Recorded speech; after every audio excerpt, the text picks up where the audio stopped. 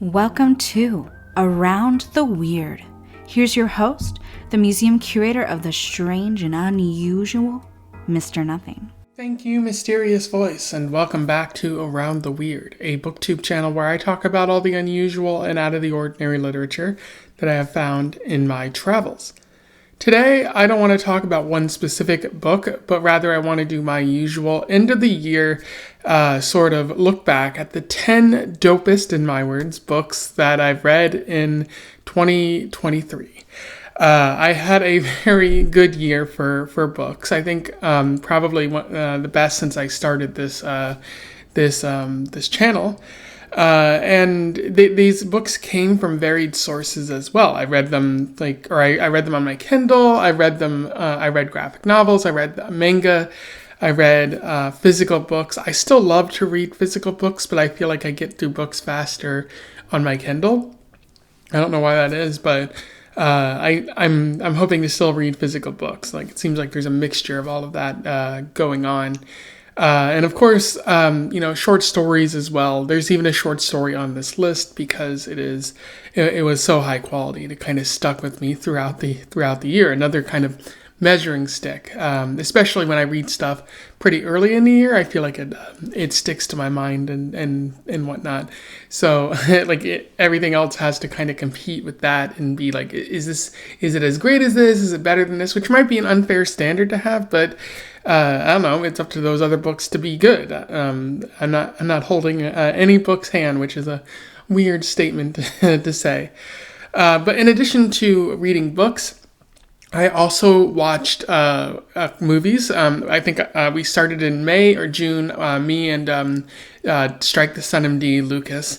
And it's been a good run of months where we watched pretty solid movies. I didn't necessarily enjoy every single one, but I did have a lot of fun watching these movies, and I feel richer for the experience. And so I do have to say that my top movies, which Lucas might agree or disagree with, are Autumn Sonata, which was, I think, the first movie that we watched. Really amazing story of of mother-daughter sort of trouble. Difficulty relating to one another, difficulty accepting responsibility and blame for one's upbringing and whatnot. And then also Egg and Stone, which you might recall if you watched that video, that I did not like that so much, that it made me uncomfortable and anxious, and it was just horrific to watch.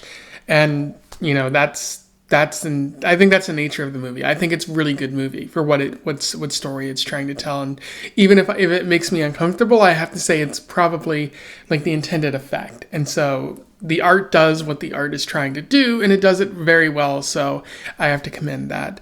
I think Lucas is probably going to laugh at that because I was just so uncomfortable when we were talking about the movie because of how agonizing it really felt to watch. In addition to all of that, I had trouble narrowing down the books to just 10. It was difficult to because there were so many good books that I read. My friend Bevan told me to make it 15, but you don't really get the best of the best if you kind of expand your list. And I think Bevan only did that because she wanted more of her suggestions to be on there, which that's fair. Her suggestions were all really good. But I do have to give an honorable mention to Brokeback Mountain by Annie Proulx, which was a very good short story that I just couldn't include on the list. Ella Enchanted, which I thought was a very good young adult story. The Ocean at the End of the Lane by Neil Gaiman, which very nearly made it on this list, but it just edged off by a few others. An excellent story. Gaiman it demonstrates why he's a master. Of course, I also read another Gaiman story this year, which wasn't as good, and so contrast right there. And then The Last Temptation of Christ, Persepolis, Bridge to Terabithia, Fight Club, all really high-quality books, but just couldn't make it on the list. And then a dishonorable mention goes to one of the worst books that I've ever read, The Quarantine Princess Diaries by Meg Cabot. Simply awful, doesn't try to be anything at all, merely tries to capitalize on a trend, and then tells no story there. So very bad, skip it or read it and make fun of Meg Cabot along with me. I do look forward to reading more Meg Cabot in 2024 because, you know, it's as I keep saying, like, it's important to read fiction aimed at teenagers just so we can see what we're trying to say to teenagers, and if we even value them enough to present an actual story or something like that. So be on the lookout for all of that. But without further ado, let's talk about my top 10 books. I will do I'll just list them out and then we'll move on from there.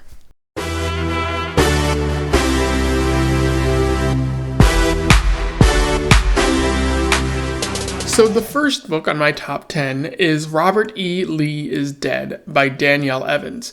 It comes from one of her short story collections that I read pretty early in the year, and I thought it was a pretty amazing short story, telling the story of two black girls in a southern high school named Robert E. Lee High School, which is demonstrating the racism that Evans is trying to get on there.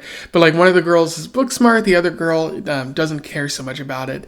They become friends, but then they drift apart in high school, and they come back together near the end of their experience, where one of the girls has a scholarship to a prestigious university, and the other one doesn't really seem to have anything going on next. And like, one of the girls accidentally burns the what seems to be the football field down.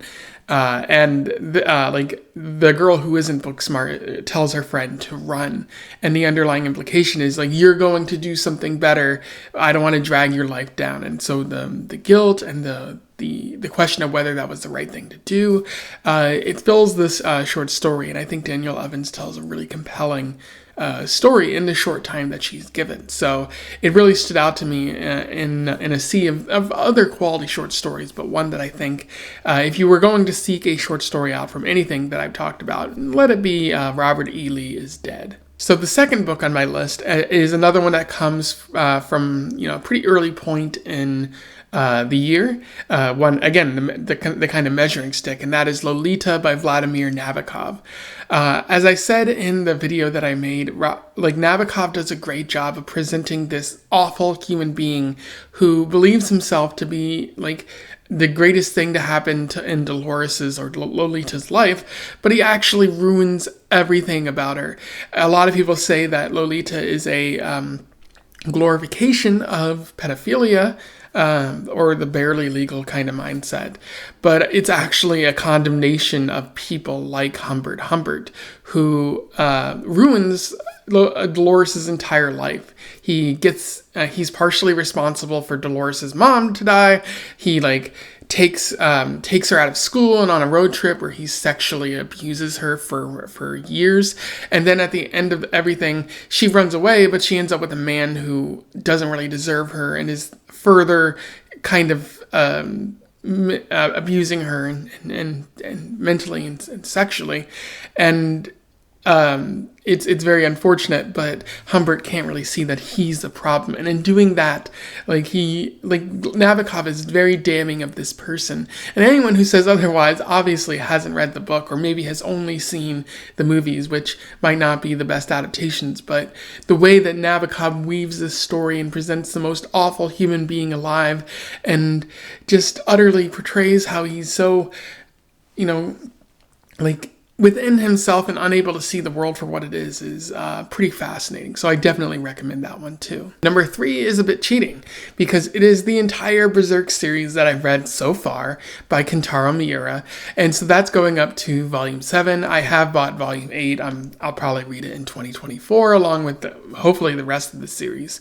But I only started reading manga in 2023. And I can tell you that the Berserk series is very high quality. It's violence, but it's not just violence for violence sake. It's you're fighting demons, but you're also fighting a sense of nihilism within yourself, a sense that you deserve a better life, a sense that you are worthy of love or something like that, which Guts in the story does not feel like he's worthy of any of that, and other people try to convince him otherwise, or convince him that life is worth loving and whatnot, and they end up getting killed by demons, and it just further perpetuates his mindset. And so, not only because of that story, but also the amazing art in the series is something that really stands out. It's Renaissance quality, and I know it's weird to take a culture that wasn't involved in Renaissance and say it's Renaissance quality, but I feel like that's something that a lot of people might understand. It's sort of a handy word, a shortcut for like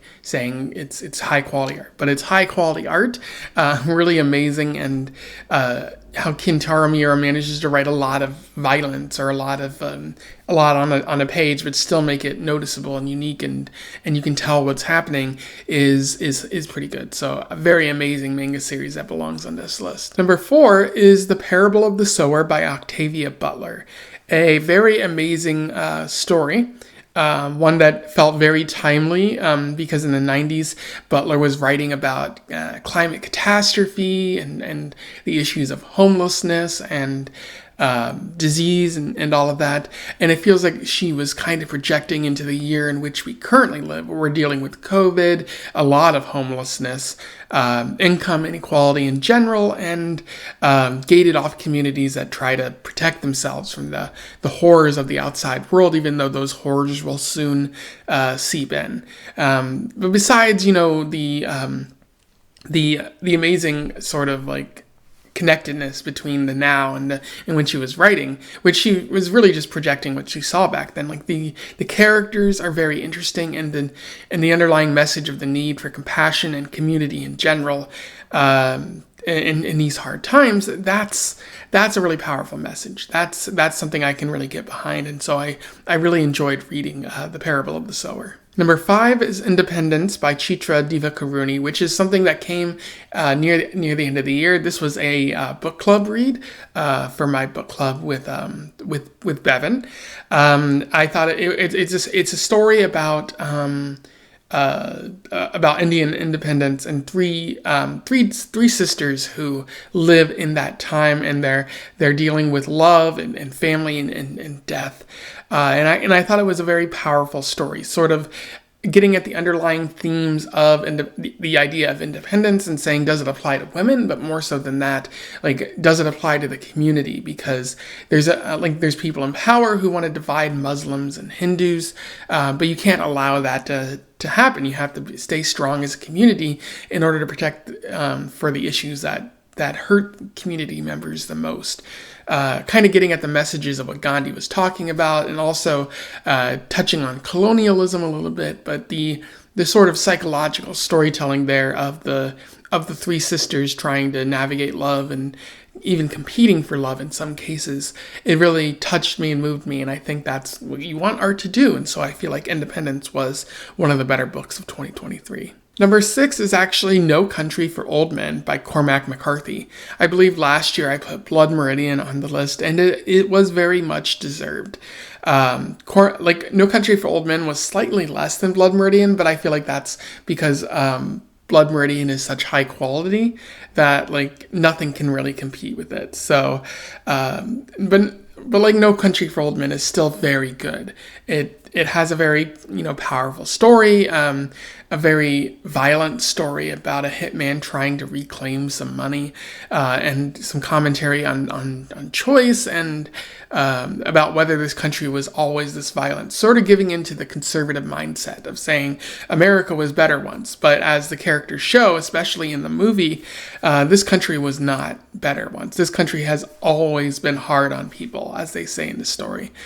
So building off the themes of Blood Meridian and kind of showing, what our violent past was, but now what our violent present is, and how, this country has an inherent bloody mindset, an apparent like colonialist mindset, which is displayed by the setting in Texas on the southern border, where we've done a lot of colonialism, and so like all of that kind of going into like what America's sins are. And I think Cormac McCarthy does a great job in writing this entire story.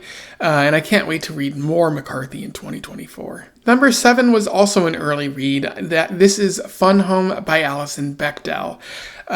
It's another graphic novel. I feel like graphic novels are are like bigger and bigger. At least the ones that I'm trying to seek out. I'm not putting like common Batman stories on the list anymore because I've come to expect better from graphic novels. But I do think Fun Home is a very good sort of coming out story, but also an exploration story about a father's LGBT possible lifestyle.